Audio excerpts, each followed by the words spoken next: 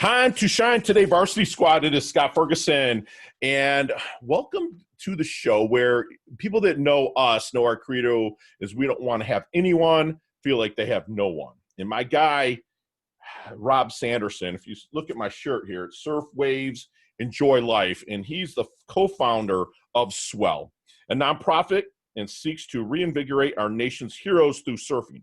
Having experienced personal and professional traumas, Rob Sanderson is a sympathetic peer for veterans and first responders and well-suited to guide them to the path of decompression. SWEL provides the means to disconnect and process stress through the healing power of the ocean. As a surf coach, he understands firsthand how veterans and first responders benefit from the ocean and surf decompression. Also, as a police sergeant with 18 years of dedicated service and commitment to excellence in public safety, he has been a leader in all aspects of policing. His motto is decompress, disconnect, and reinvigorate. And I'm going to bring my guy, Rob Sanderson, on here. I'm so stoked to have this conversation. He's such a huge heart, such a go-giver.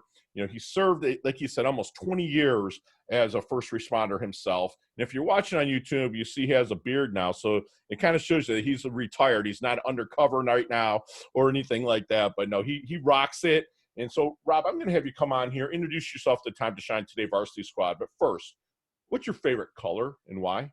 It's got to be blue, brother. Blue is the color of the ocean. It's the color of the uniforms of my heroes, man. It's the color of the Blue Angels flight suits. There you go. We got to look at a little navy in there, and that's my color too. I kind of go to purple sometimes, Rob, just because it's a mixture of red and blue. Because I got that little red streak in me from time to time. And I'm sure as a police officer that came out with you as well. But no, blue's in your color wheel, and all the SWEL gear, a lot of it's blue, and it's fantastic, which Rob was gracious enough to send me out some gear, which I'm immensely grateful for him. So, Rob, let's get into the origins of, maybe a little bit about your time with the department and how that leveled up and your heart grew to help others really decompress. Yeah, man. So, cop almost 20 years, experienced a lot of cumulative stress, acute trauma throughout my career. I'm not real bright, so it took me like 16, 17 years to kind of realize that I was using surfing as like a positive outlet to kind of release some of that, cumulative trauma and just dump my bucket, man, and kind of reinvigorate. So, the only thing worse than not being able to go surfing, Scott, is being able to go surfing but not having anybody to go with. So, living in the Midwest, I started teaching guys around here, to come out with me, and I teach them how to surf. And I started to see kind of what that was doing for them and seeing some of that hypervigilance kind of melt away. So as a group, we have a core group of Kansas surf team surfers, and we put our heads together and we formed SWEL, man. So how does someone that's landlocked in the heartland of America, like literally the heartland of America, how did you take up surfing? Did you ever live on the coast ever, or what's your story with that? Yeah, so I was a Navy brat. You can see that's my dad's helmet there behind me. So, wow, is that a picture of you two also back there? Nope, that's me and my buddy. Actually, it's a painting of me and my buddy going surfing. Nice, man. Yeah, that he ended up sending me. So yeah, I've lived in Florida, Hawaii, California, Virginia, Texas, Alabama, Mississippi, and now Kansas. And all of them have surf spots. Yeah, so Kansas. Right. I surfed a bunch growing up, and when I moved to the Midwest, I started making surf trips, and it was funny because people were like, "You're a surfer?" Like kind of rolling their eyes. I'm like, "Well, yeah. I go like 4 times a year at least." Mm-hmm. So, yeah, man, just started making trips with guys, and kind of organically grew into SWEL. What is it about surfing? What is it like that? I could answer it for myself. I bodyboard more than surf, and I paddleboard a lot. Yeah. But surfing, what is it about surfing that really decompresses, reinvigorates, and helps disconnect? Well, I think for veterans and first responders, hypervigilance is a big thing. And for the varsity squad that's not familiar with hypervigilance, it's just kind of being on edge and on alert constantly, and it's hard to kind of shed that. So when you're out in the water, me as a cop, I couldn't have my police radio on me. It would have been really weird if I had a gun on me. Nobody's trying to sneak up behind me. Maybe a shark, but right. You're in his environment there. Yeah, whatever. So You know what I mean? Like, you're not like looking over your shoulder, not worried about, am I about to fight this dude? Am I going to get run over by this car? And then you're solely focused on the horizon. You're not looking back towards shore. You're looking out across the water, man, Right. and you're being mindful. And when you can do that, when you can be mindful and decompress, that hypervigilance just kind of melts away. And there's something significantly therapeutic about it. I would say probably more so than you could go get from any psychologist, psychiatrist. Sure. I mean, the ocean itself is a healing power. I mean, people gravitate to that that's why I moved from Michigan, again, Midwest, to Florida. I'm looking at the Atlantic Ocean right now, and it's because of that. It's the powers that help heal. And like you said, you have to be present in the situation, or else you're not getting up on the board. You have to be present. There's no even the best surfers in the world have told me,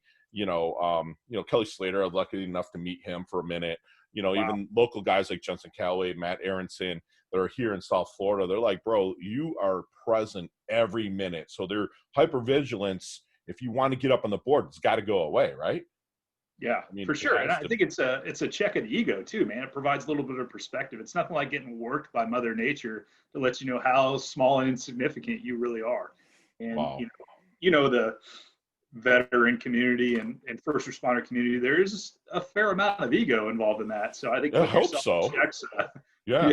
I mean, I hope so. I mean, everybody knows my stance on the police and blue, and I have a lot of blue that runs through my family, a lot of police officers, detectives, and whatnot, and they are on alert. I mean, even at parties, even when you're hanging out together with these guys, they're still on alert. But if you can take them out to an environment where they're not, man, the things that can do for a mindset is just fantastic, right? I mean, it's just relaxes and puts you in just a mood of, you're not feeling threatened except for the initial moment. And I think there's something to be said for kind of taking yourself out of your comfort zone. There was a Dr. Crawford did a study on a different surf organization that took wounded veterans surfing. And what he found was, he studied them for like 3 or 4 years and then wrote a book, was that the improvement of the veterans' self-efficacy, so like their ability to go, I can accomplish goals and I can surf this wave, even though I've never surfed before, was far more beneficial to the recovery from TTS than traditional therapies. Wow. So I think taking somebody from the Midwest, putting them in the Pacific or Atlantic Ocean and going, we're going surfing, and they learn that new skill, that anxiety, and then being able to overcome, and then the elation that comes from riding their first wave is important to recovery. Oh, absolutely. Absolutely. So how do people find you to be able to see if they're the right fit for the SWEL program to take them on these trips?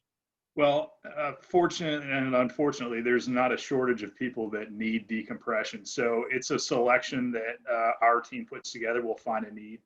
The last trip we made was 3 Overland Park, Kansas City Metro officers. Their best friend and the head of their FOP was shot and killed in the line of duty. A couple of them were actually on scene. So we approached his best friend who gave the eulogy, and Brandon Faber, great dude. And, they've been dealing with not only working still, but also Officer Mosier's funeral, his family, running the FOP and having to take that over. So there was just a ton. So he was more than willing to get out of Dodge and take a trip. So he grabbed 2 of his friends and man, we just did it. So we've got another one planned for this November, where we found a veteran local officer that's been doing serving. He was 8 years in the Army and 20 years as a cop, 28 years of service, and just really is in some need of some decompression. He's going to grab a buddy, and we're going to meet up with a couple of California, Sacramento area officers to provide them with support as well. I love. So how do you fund these trips?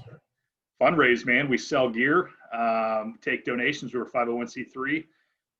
For the California trip, we did a wine tasting and food pairing, which was very successful, even despite the COVID. Sure. We're able to kind of limit. Everyone has to eat and drink, baby. Oh yeah. We had a chef in there, and it was great. We had a wine rep, and he would talk about the wine, and the chef would talk about the food and how they pair, and it was just a great time. So yeah, man, we just we have 0 like monetary corporate sponsors right now, so it's like tooth and nail. I don't know if you saw on our page or not, but I hosted a neighborhood golf tournament at my place a couple of weeks ago, and I was just us hitting foam golf balls through the yards and raffling off some stuff. So, man, we're That's just awesome. Grassroots grinding. Love it. I love it. So what was the moment for you that said, okay, because you've lived it, you weren't military per se, but you were a first responder for 20 years, almost 2 decades. So what was that moment they're like, okay, man, like I am going to use what's helped me to help others? Again, I mean, I'm not the brightest dude. So like, we're not always the best to go, yeah, when I do this, it makes me feel better. But when you can see it in somebody else, Right. that's really, so I guess the moment that really set it off for me was I was going on a training trip with a close buddy of mine, and he's like the quintessential like cop, Right. and super hyper vigilant, good dude on the TAC team, leads the TAC team, patrol supervisor. Anyway, so we're going to San Antonio. I'm like, hey man, you want to run down to Corpus Christi real quick a day early and catch a couple waves? And guys from the Midwest, never been surfing. He's like, yeah, let's do this. So we go out there, and he's doesn't like fish, so I fed him a few tumblers of bourbon, put him out there on a paddleboard, and pushed him into some waves. Yeah. And bro, he was just like, it was almost like he's a different person. You can kind of see it, not just the alcohol, but being out there in the water, sure, kind of that stress just kind of melted away. Wow.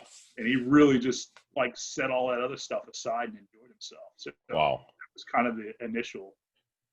Yeah, what you do is, it's just amazing, Rob. And you're doing stuff, and you've stepped up to the game. And to me, it still blows my mind that it's a Midwest guy that's really stepping up to the game. And I mean, there's other people that do stuff with people on the water, and I see it all the time here in South Florida. They'll do dog adoptions with putting dogs on surfboards like every weekend, like really right down the street. But what you're doing from the Midwest is phenomenal. I want to thank you for that, man. I really do. Brother.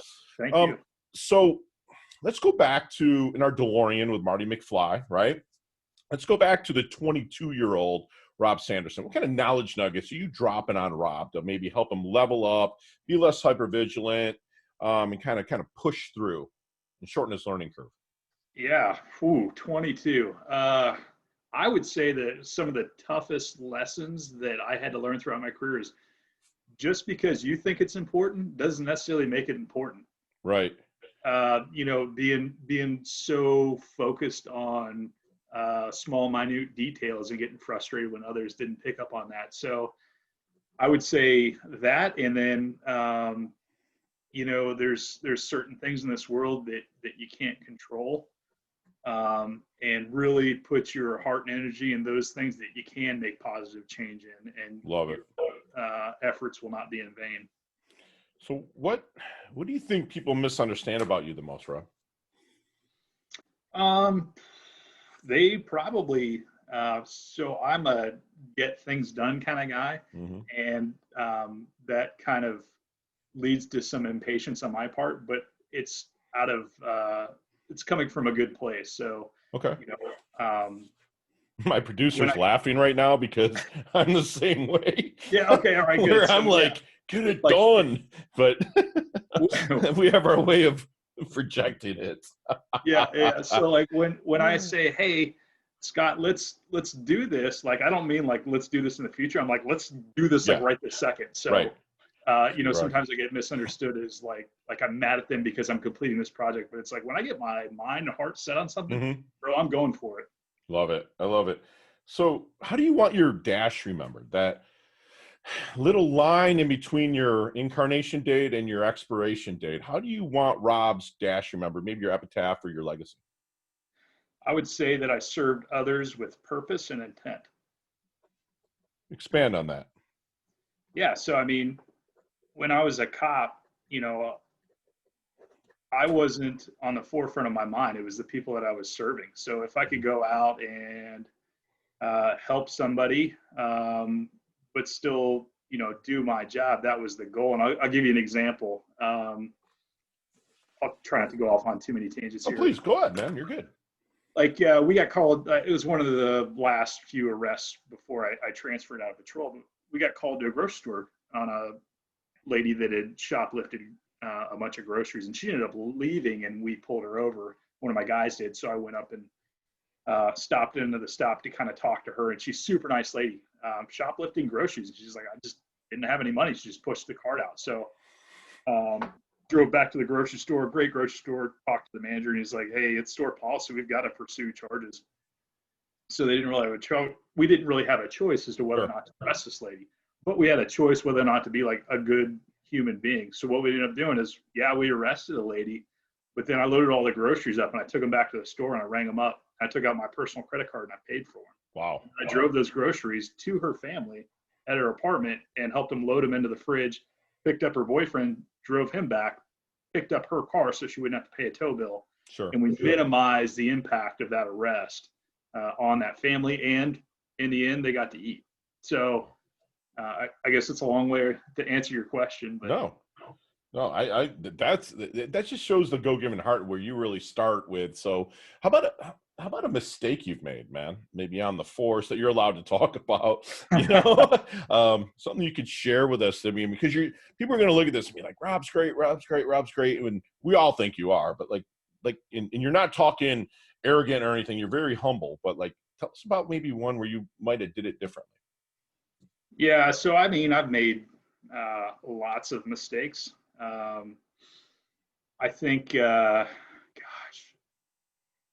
when we were, so I was a police officer in Gulfport, Mississippi when Hurricane Katrina hit.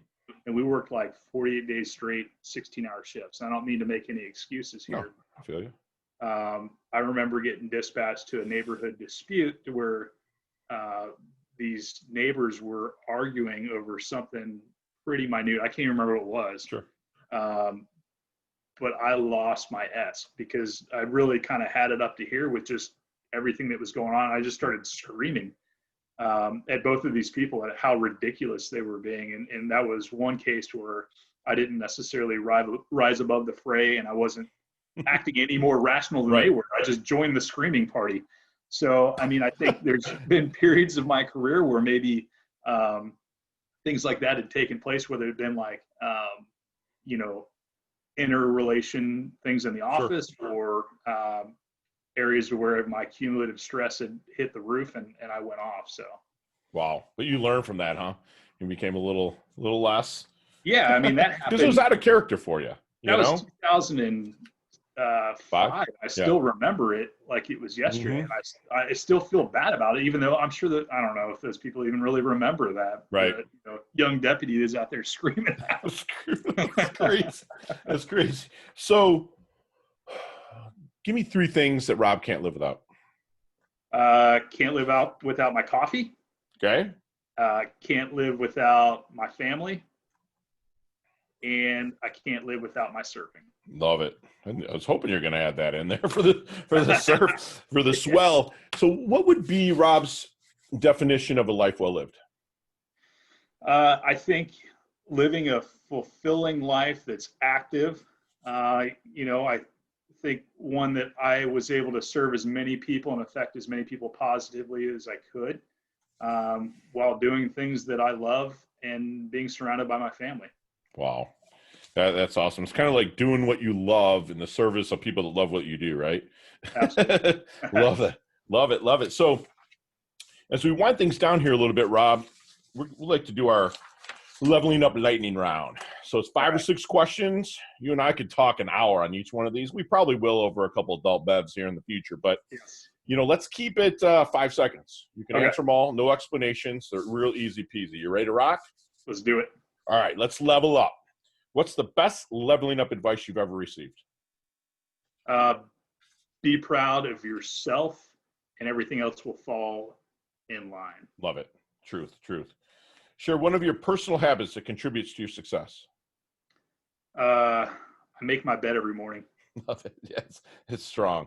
So not the book you're reading now or the book that's a flavor of the month, but is there one book that stands out that maybe if I'm in my doldrums, like Fergie, read this? Can't Hurt Me, David Goggins. DG, love it. What's your most commonly used emoji? Shaka. Love it. If you could be one age physically and still continue to learn and gain wisdom, physically one age for the rest of your life, what would it be? 30. I always say 32, dude. It's like that 28 to 32 is like you get up in the Sweet spot. morning. You Yeah. could even had a couple of bevs and still feel like you can get up in the Yeah. morning. I love it. What's your, well, this is already answered, but outside of SWEL, is there any charity and or organization you like to give time or money to? Police Athletic League. They've got a boxing gym up in Kansas City, Kansas, and I'd love to go up there and spar with the kids a little. That's awesome. That's awesome. So this one you can expand a little bit on. It's a harder question, but what's the best decade of music? 60s, 70s, 80s, or 90s? I'm gonna have to go with 90s and but not the 90s grunge, the 90s punk rock. There you go. Do you like Blink 182? You like Blink? Yeah, No Effects, Blink 182, Melancholy. Yeah. Yeah, dude. Blink is my jam. I play Blink 182 every morning. It's crazy. I like the old like carousel Blink 182, like grungy garage band Blink 182. Yeah, like Damn It and all their good jams, dude. Yeah, absolutely. So how can we find you, brother? Hit me up on Facebook. You can find us at the SWEL, or you can go to theswel.org, or we're also on Instagram, the SWEL Mission. Love it. And all of those will be in the show notes below. So leave us with one last knowledge nugget you want us to take with us, internalize, and take action on, bro. Yeah, I'd say that, right now, especially, we need to reinvest in our nation's heroes so that we can prolong their careers. I think everybody would agree that those first responders out there that are doing good, we need to keep them around and really help them level up.